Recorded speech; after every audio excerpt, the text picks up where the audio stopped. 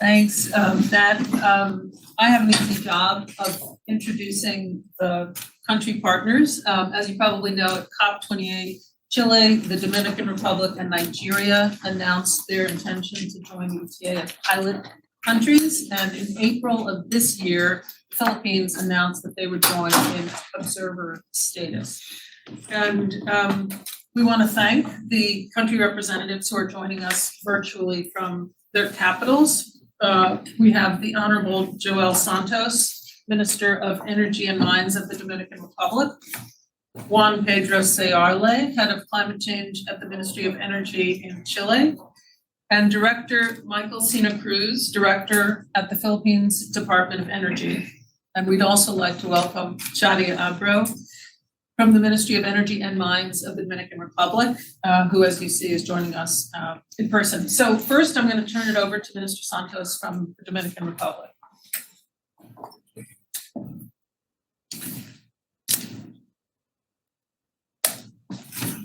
Hello, good morning to everyone. I feel sorry not to be there in New York with you, but I'll share a few words remotely this morning. I want to first thank distinguished John Kerry, former Secretary of State and Honorary Chair, ETA Senior Consultative Group. Distinguished Sue Binias, Principal Deputy Special Envoy for Climate, U.S. Department of State. Elizabeth G., Executive Vice President, the Rockefeller Foundation. Rich Lesser, Boston Consulting Group Global Chair.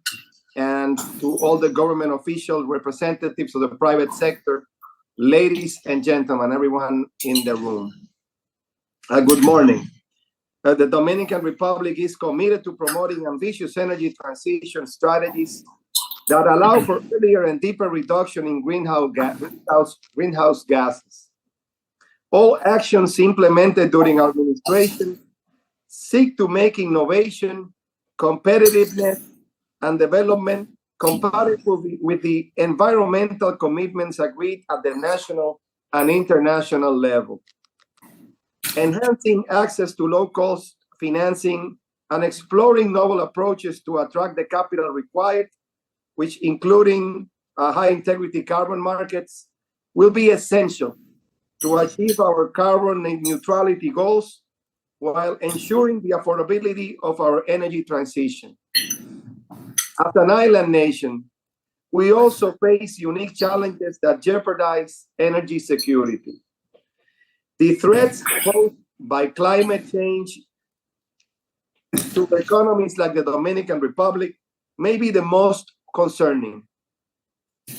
We're starting to experience projected risk such as increased temperatures and extreme weather events, which strain our energy systems.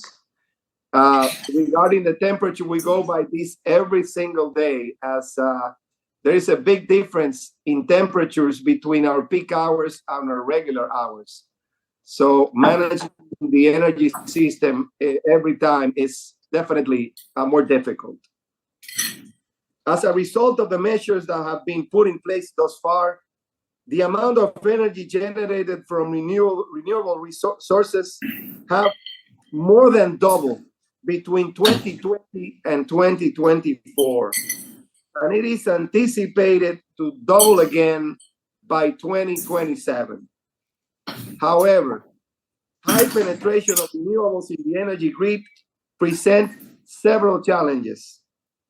These include the need to maintain grid stability given the resource's intermittent nature, the requirement for effective energy storage solutions to handle excess generation during peak hours. In fact, I plan to go to the United States next month to deal with to work with that matter, and also the need for significant infrastructure and transmission upgrades and build out, and the need for regulatory framework reform in the energy markets to encourage flexibility through the use of ancillary services or capacity markets. According to our estimates, transitioning to a renewable heavy grid requires a 5.5 $4 billion investment. We are keen to explore ETA's innovative market-based approach to find new pathways to catalyze capital that address tightening financial and fiscal conditions. And I think the market-based approach is what gives it credibility.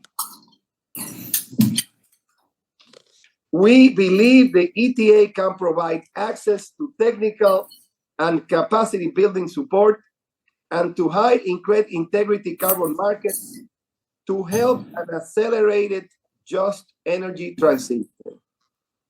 The transparency, cooperation, and knowledge exchange promoted by ETA are key to making the most of opportunities for capacity development and the promotion of sustainable development at the local and global levels.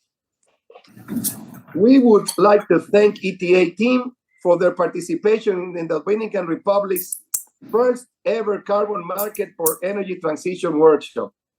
This 3-day event brought together government institutions, energy market participants, and stakeholders to foster coordination and collaboration. We are very excited about the opportunity to contribute to further development of ETA by participating as a pilot host jurisdiction. We welcome the support of ETA partners in energy transition pathways and catalytic role of carbon finance. We look forward to continuing to work with the U.S. Department of State and the entire ETA on innovative partnership to reiterate our gratitude for the opportunity to participate. Thank you very much for the opportunity to talk today, and I will definitely be willing to go further with you on this important path. Thank you very much, and you have a good day. Thank you, Minister Santos, for your participation and for joining us remotely.